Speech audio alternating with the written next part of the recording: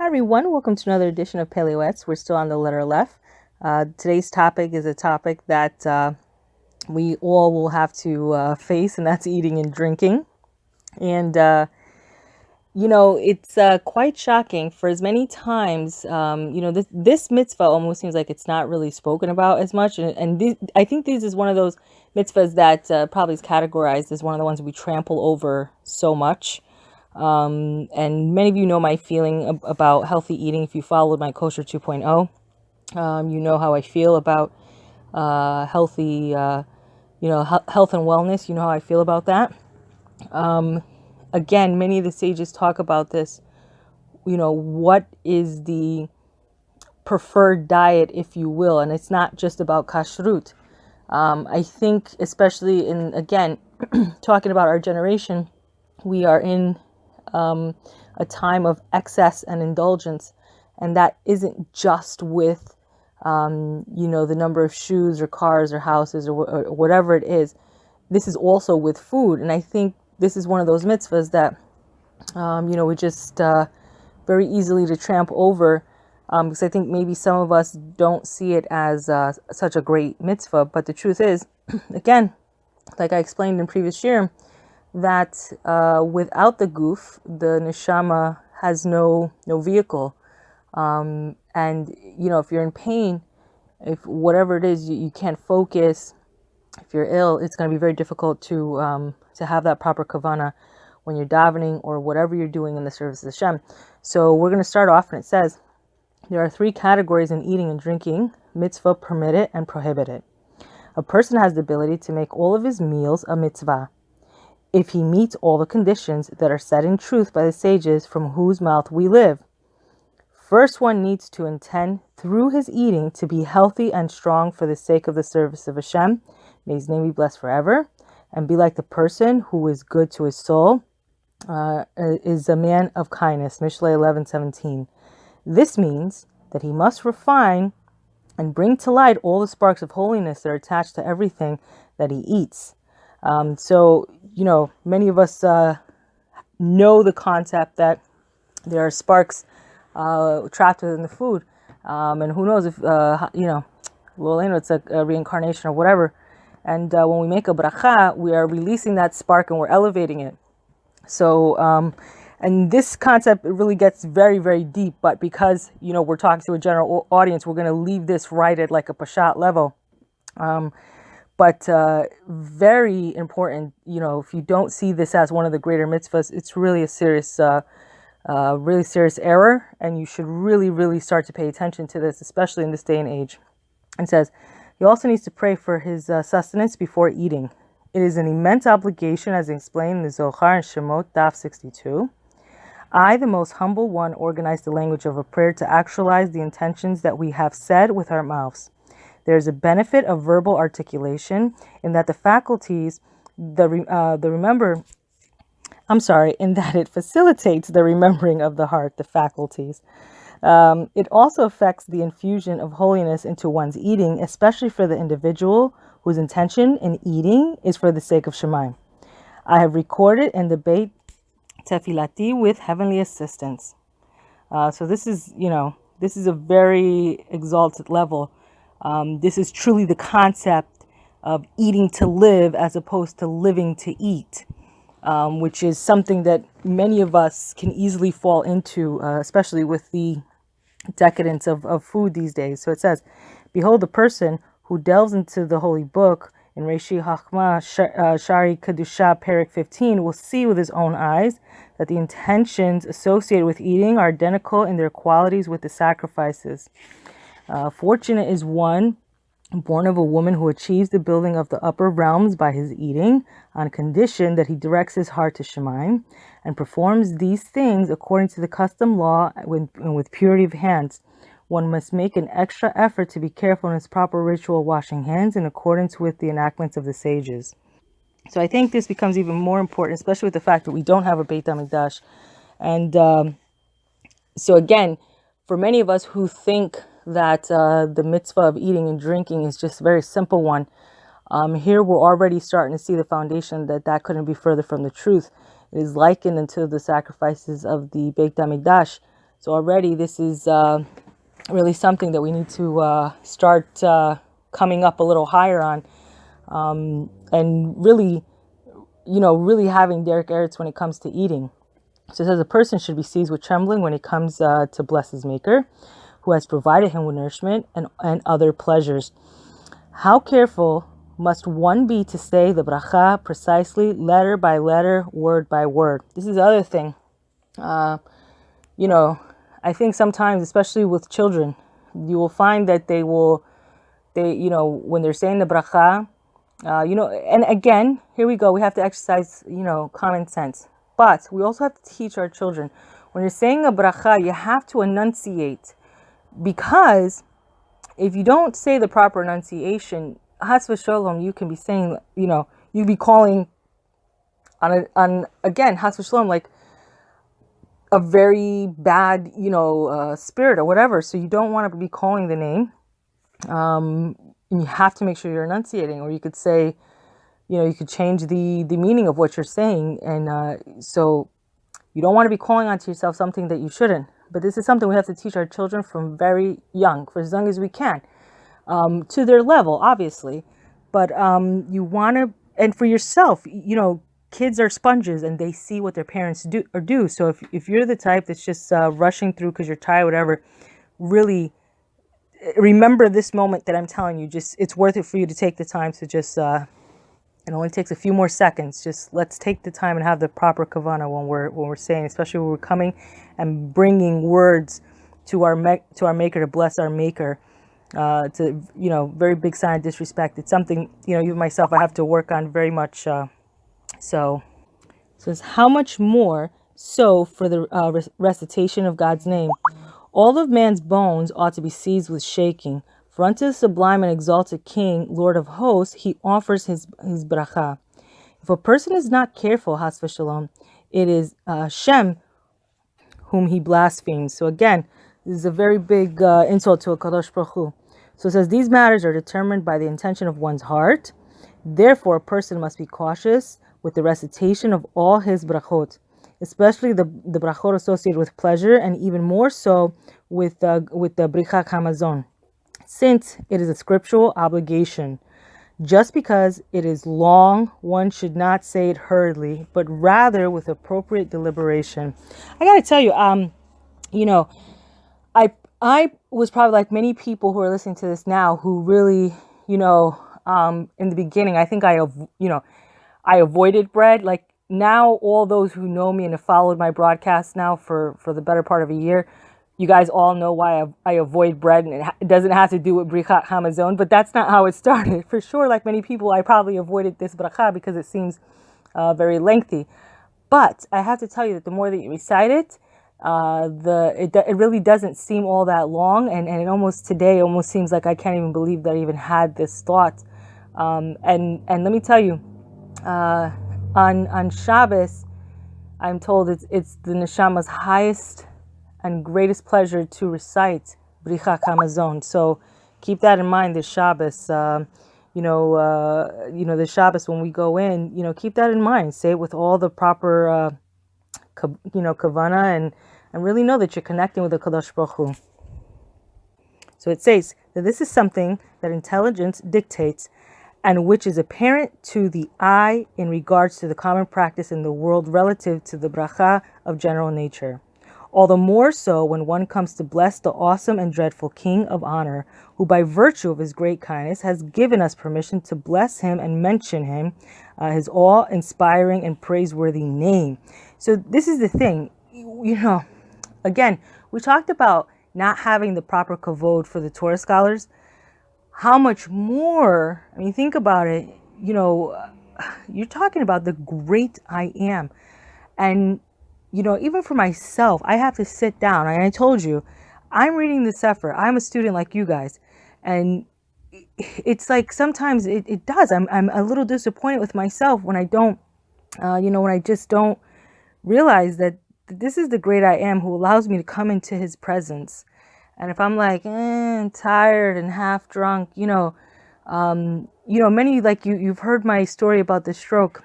And I got to tell you that, I told you that I struggle still. It's what the purpose of me speaking today, the ability to speak today, I really feel like it's the same miracle that Hashem did with Moshe Rabbeinu. Because I feel a lot of times that, as a result of everything that my body went through with all the illness, that I struggle still to have, sometimes I feel very scatterbrained. And, but Hashem comes through and he really helps. I dive into him and he really helps me. He really does help me. I got to tell you, what you're listening to is a pure miracle. It's a pure miracle that I'm able to even articulate properly. Even though there's times where, I'll be searching for a word. I almost feel like, that the little pathways are not fully connecting, but Hashem helps out all the time. So sometimes I just really get disappointed in myself when I don't really give him the proper kavod that I should. It's really something I need to work on. So it says, it will be considered a mitzvah for us and generate reward and bracha for the bracha itself. Therefore, one must be careful to pronounce each bracha properly. Saying all the brachot out loud will facilitate this because the voice stimulates proper intention and a person will surely know without any doubt if he recited the bracha. He will also merit and provide opportunity for zechut. To those who will answer amen to his blessing. This is another concept that we know very well. Greater is the reward for the person who says amen than the person who's doing the bracha. So really, it's like a twofer. You say a bracha and you bless someone else, and this, and vice versa. So it says, anyone who is not learned will be taught by his example. An individual must also be vigilant to fulfill his words of our sages, to dip the piece of bread from hamotzi in salt 3 times. And that's brought down from the Shari HaMitzvot in Parshat Ikev.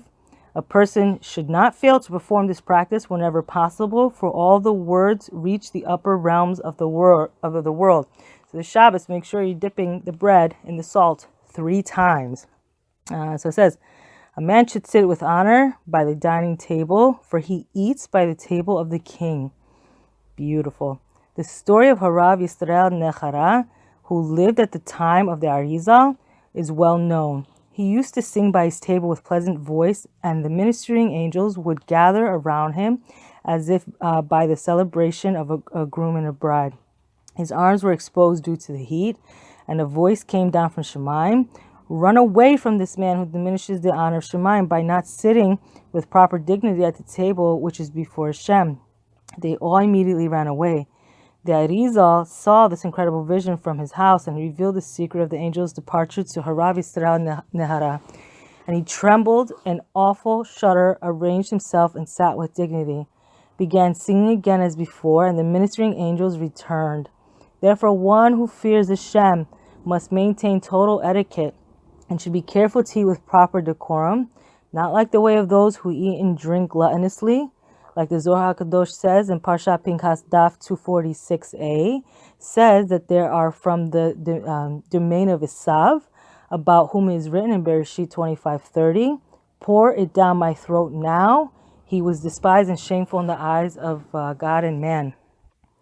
So this is something I have to tell you. It really is like a pet peeve of mine. My kids will tell you. I myself, this was something brought up in our house, and I actually had to learn etiquette. The way you eat at the table. People, I think, again, there's a very laissez-faire, it is almost barbaric the way some people eat. Chewing with their mouth open, half naked at the table. Just the lack of derek eretz. Like if I see my kids' elbows on the table, it drives me crazy, especially if it's like a Shabbos meal, any of the Shabbos meals, because again, we're sitting with Hashem, we're sitting with the Almighty. We have to know before whom we're in front of all the time.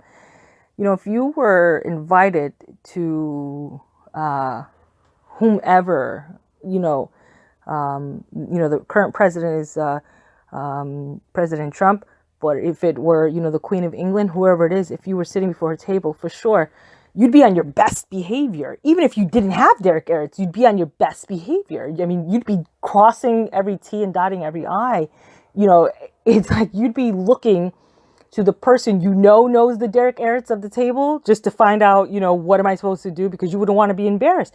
This is the same thing this is the intention we got to take with us when we're eating, that just because you don't see the physical manifestation of not all of us have this, lofty zechus to see what the Arizal saw. But just because we didn't see it doesn't mean it's not going on. So we have to really step up and remember that it is Hashem who we are before all the time. The same way, again, that we would behave ourselves properly with a noble or dignitary, we have to do the same thing, knowing that we are children of a king. So it says, likewise, a person needs to be careful to eat for the satisfaction of his soul and should not gorge himself so that his stomach is bulging from excess eating. In such a case, his satiation is tantamount to wickedness. Whoever crawls upon his belly, for example, eats voraciously, builds a habitation for the evil inclination. This is very, very, very true. So it says that the Mekubalim, the mystics, wrote that whatever one enjoys of this physical world that is more than necessary for the satisfaction of essential needs adds strength to the side of evil and encourages his evil inclination to overpower him. So, these forces, if you're learning in the Tomer Devorah, these forces, they gain sustenance from one side or the other. We in this world, we didn't come to this world to enjoy and indulge in I'm not going to say we came to enjoy the pleasures. Hashem wants you to enjoy them, right? He wants you to enjoy his landscape. He wants you to enjoy the food. He does. He wants you to enjoy it, but there's a limit, Habibi. We have to, we can't be on a permanent vacation all day, never, toiling in Torah or anything. And we can't eat until we're about to explode. Some people, it's, you go and you don't have to be the first one in the line at the buffet and the last one you're the first and the last, so we have to sometimes just scale it back, enjoy the things that Hashem put in this world, but not to the point where it now is it becomes an averot. Everything within its limits is permissible. Everything. You'll find that in the Torah. There's so many things that in their proper context, in their proper limits, they're permissible. But sometimes we take it and we bring it to the other side. And this is where Rav Papo Alav Shalom is telling us that we have to be careful with this, because we're gonna end up giving strength to the other side, and in turn that's gonna come and overpower us. And you know how it is. For the reward for a mitzvah is another mitzvah, and the reward for an avero is another avero. Has shalom. So it says, surely a person who indulges in everyday meals and social party gives power, a great power to the side of evil. Just as a mitzvah, which is done by many people together, will be elevated and increases the might of the heavenly hosts, so too a transgression, which is done by the many together, is horrific and increases the influence to the other side of evil. So again, this is the same thing. We have to be careful whenever you're having large gatherings. Just the way, the more people you have. For example, the more people that are listening right now, greater is the mitzvah for all of us.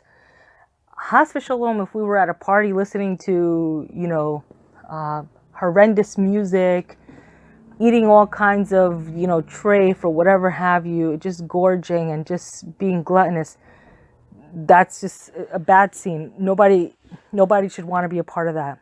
So it says, the sages of moral excellence already wrote that one who eats more than his basic needs commits several wrongdoings. In one, that he violates the prohibition of wanton destruction of his food. Number two, he wastes time of his eating and evacuation. Number three, if his stomach is upset and requires frequent visits, he is again squandering time. Number four, if he becomes sick and dies, he is culpable for his death. Okay? This is a problem, I think, that a lot of people are suffering from in our generation. And again, if you follow the Kosher 2.0, you'll understand. You'll start to understand. So it says, therefore, a man who cares for his life will distance himself from excess eating and drinking. He will not eat unless he is hungry, and he will not continue eating until completely satiated. Just a little less. The Ravad wrote that one who withdraws his hand from food, which he loves for the sake of atonement of his wrongdoing, is considered as if he fasted and is likened unto the altar of atonement. Rabbeinu Yonah Yesod HaTeshuvah. So this is what he's saying, is that, and all of us, right? There's that one food we really like that is really, really, really, really, really hard. Really, really, really, really, really, really, really hard. You just can't pass it up. And for all of us, it could be something different. And what he's saying is that if you withhold, if you don't take it, it's like if you fasted, So again, that's just to show you the power that this has over us, this eating. And it's one of those things that you cannot get away from it. So if you have a Yetzirah in this, like most of us do, myself included, it's one of those things, very difficult. It's a very difficult midot to kind of fix, unless you're really davening to Hashem, because we have to eat. So and it becomes very hard once you are accustomed to eating very good foods. It's very hard to now say, we're gonna portion control. We're going to you're only having out of certain things. It's not really a lot of sugar. It's very difficult. Not that easy. And I think anyone who says it's easy, you're in for it. So it says, behold, such is the astute individual who eats to satiate his soul, and is considered like one who fasted. One who eats for the sake of Shemayim should not pursue that which is pleasant to the palate, but injurious to the body. Rather, he must prefer that which is beneficial to the body, even though it may not be so tasty to the palate. So this is like that thing, eat your vegetables. So a person must be especially cautious in regards to excessive drinking of intoxicating beverages. Okay. So it says, it is a fire that consumes until it destroys. So many are its victims. So many people drank sorrow. They drank sorrow, and ruin visited their borders. It was bad for them and bad for the world. So this is also another classic that we see, the excess drinking, and it does lead to foolish behavior. This is what a Rav is saying, that ruin has visited their borders. I think maybe one time, it really is one time too many, but one time perhaps people will overlook it. But I think, especially in public, one time, two time, people say it's almost like they're not like themselves anymore when they're excessively drinking, and it's very easy for them to fall into averot, lo aleinu. You got to be careful. Nothing ever good came out of excessive drinking. So it said, our sages already strongly criticized them, especially in the case of the Torah sage. The pain will be much greater if he drinks too much and acts inappropriately among the masses. The name of Shemayim is desecrated by him. Fortunate is the intelligent man who acts judiciously in this regard. It is written, and you will place a knife in your mouth if you are a person of character. Mishlei 23:2. How very careful a person must be in regards to the slightest possibility of prohibition in regards to eating. So now, of course, obviously, he's not saying put a knife in your mouth. But what he's saying is that it is one of those things that you really have to be so vigilant. You have to guard so much. You have to guard because this is something that causes, sometimes not only what goes in our mouth, but what comes out of our mouth. We have to just guard our mouth so much. It says, for result, his body grows from a prohibited substance, and his soul is tainted.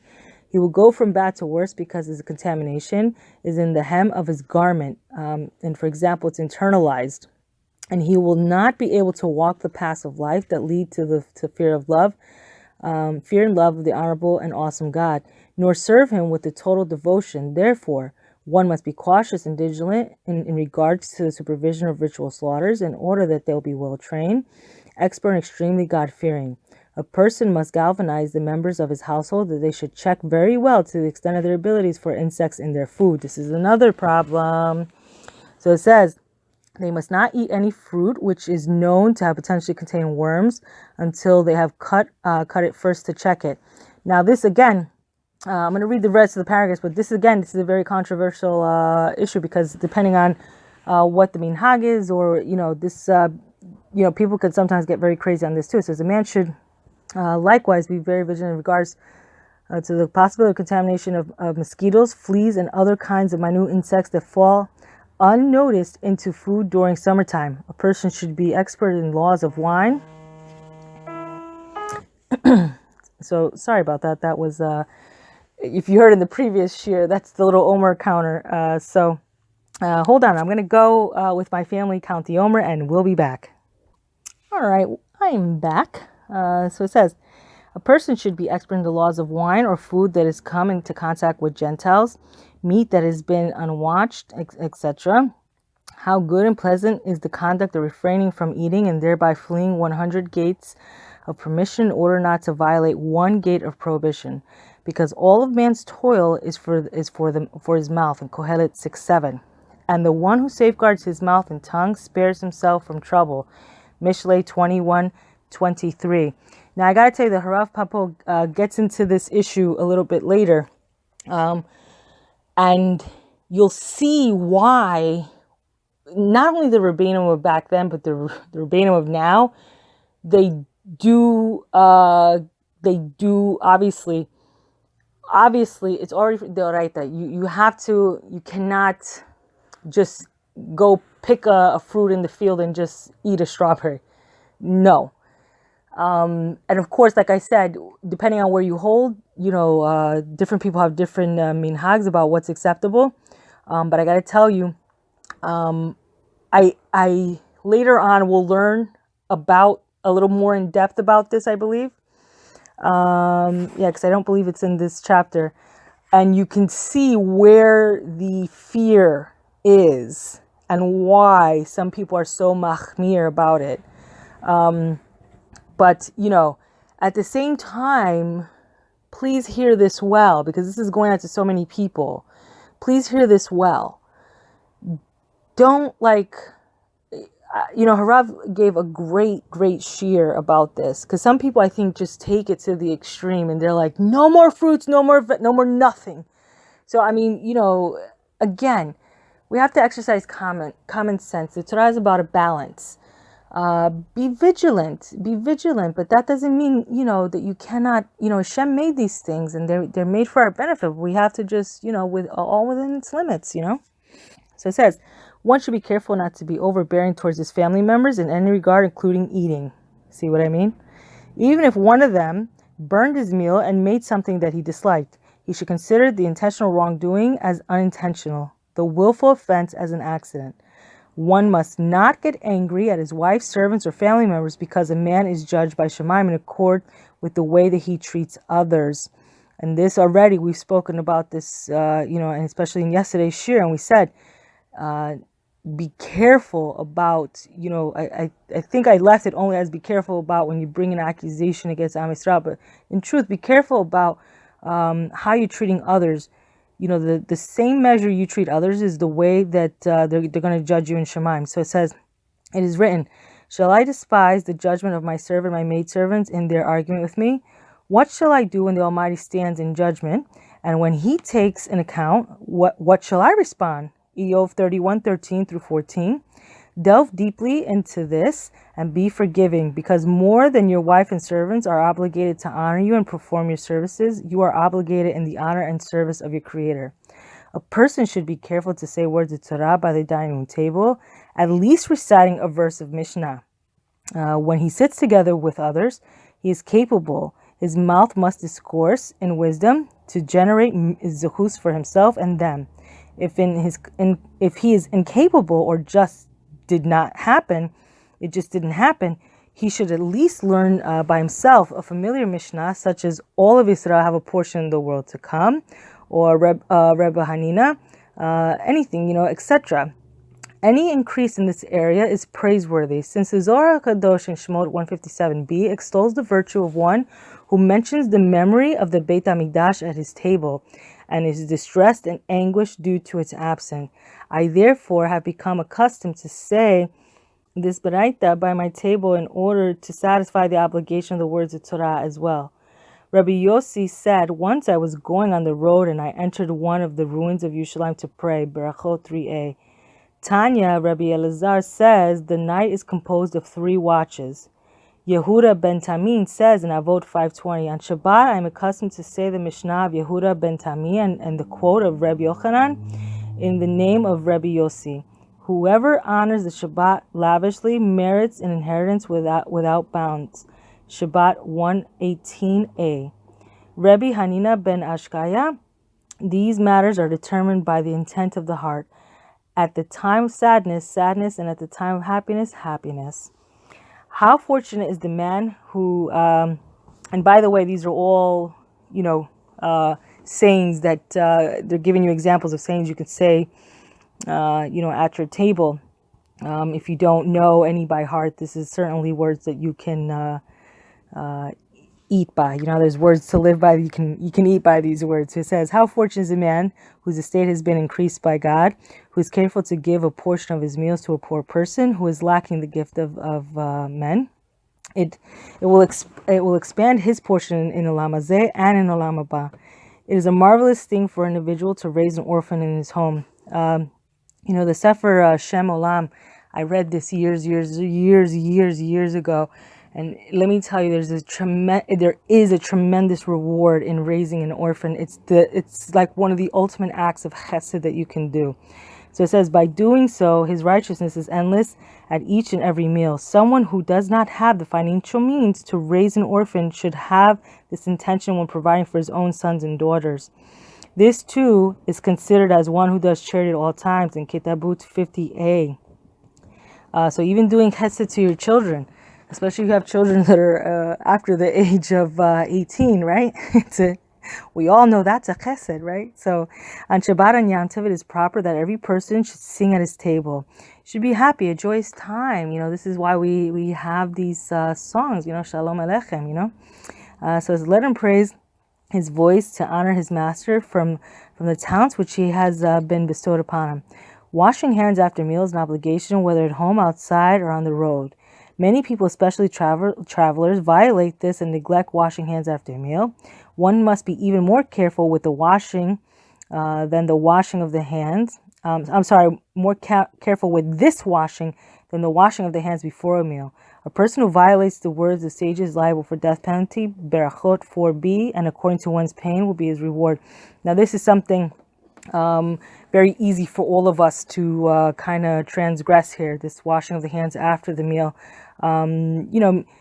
It's like a yes and a no. Like if you're at a restaurant, it's a little bit, sometimes you do, again, for me, it's a scattered brainness, it says at the meal of a mitzvah, one is to be careful that his reward should not be offset by his losses. If, for example, he speaks something improper, such as mockery, sarcasm, hurtful words, comedy, levity, etc., rather, the fear of Shemayim should always be upon him as a shield, and by doing so, his eating will be accepted as a sacrifice. When he conducts himself appropriately according to Torah, his table will be considered as an altar of atonement. A man needs to bless the Birkat Hamazon deliberately, in a loud voice, and with joy in his heart. He must pay close attention to the words that he utters with his mouth, so as to have in mind their deeper meaning. Doing so, it is impossible for him not to rejoice. It appears from the words of the Holy Zohar, the Zohar HaKadosh, and Shemot 218a, that there is a great need for personal obligation to do whatever is necessary in order to bless the Birkat Hamazon with delight. A great aid that facilitates proper intention is to bless with one's eyes closed, or his eyes look down as his heart is lifted up. One should have in mind that each one of his 4 brachot corresponds to one of the 4 letters of Hashem's name in order to bring down confluence and bracha into the 4 levels of the world, which is emanation, creation, formation, and action. Fortunate is one born of a woman who achieves this. And the Sefer HaChinuk notes that there is a tradition that whoever is careful with Birkat Hamazon, his necessities will be available for him all the days of his life with dignity. Examine and comprehend this from the reward that is given to a person who provides great satisfaction to his creator, and all your deeds should be for the sake of Shemaim. So again, this we've concluded this chapter, but just some final commentary. Again, this is one of those mitzvot that very easy for all of us, to kind of trample on. A lot of things to digest in that one, because this one, Musar is about changing your midot, and this one, really requires an action. But there have been many, many, many stories brought down by the sages about one who's not careful with Bricha Hamazon, about one who's not careful with Netilat Yadayim. Again, they seem like very simple mitzvot. They're simple, I want to say, when you're actually executing them, if you really think about it, it is really simple, right? It's not the same as if when you have to shecht an animal, or if you're doing Brit Milah. It seems more complicated. Yet, these mitzvot seem to be trampled so much more easily, and so I don't think that anyone really, that anyone's would do this intentionally. I don't think that it's it's an intentional thing. But I think, again, it's another trick of the Yetzirah. We become so busy, and it's just I think a lot of people get it. I'm guilty of this. So certainly this is one of those chapters that requires some form of action, and that's not always the easiest thing. We have so many things on our plates, and again, it doesn't. I think the attitude, it's a very cavalier attitude, but I think sometimes the attitude is that it doesn't seem like that big of a deal if I wash my hands. But there are many, many, many stories brought down by the sages about the perils that face a person. Especially, I think there's very well-known stories about transgressing the mitzvah of Netilat Yadayim. So again, they seem simple, but we don't know. I told you this before. I'll tell you this again. I'm going to tell you it again and again and again. We don't know what the value of any one mitzvah is. Only Hashem knows that. Only Hashem knows that. It may be the simplest mitzvah that has the greatest, because if you think about it, it seems so simple, and because it's so simple to transgress, and we don't think that could be the one that carries the most, bang for your buck, if you will. And so I think everything, again, when you're going through this book of Musar, don't beat yourself up every day with every chapter that comes through. Even Hashem did not build the world in one day. It's a process. It's a process. And like we said yesterday, a victory today doesn't guarantee a victory tomorrow, but a loss today doesn't also guarantee a loss tomorrow. Every day we have to be vigilant. And it's a baseline. Where are you holding, Habibi? Where are you? Hashem is always asking us, where are you? And I pray that we all be zochet to say, Haneni, here I am, and I think that's part of it, that you're showing up and you're saying, Hashem, here I am. I'm here. I need your help. I don't know how it's going to turn out, Hashem. I don't know how it's going to turn out. But I just need your help, and I'm here. If you're asking where I'm here, and I'm here for you. And I'm here for all of you, and I want to thank you all again. Really, it's a tremendous chesed that you guys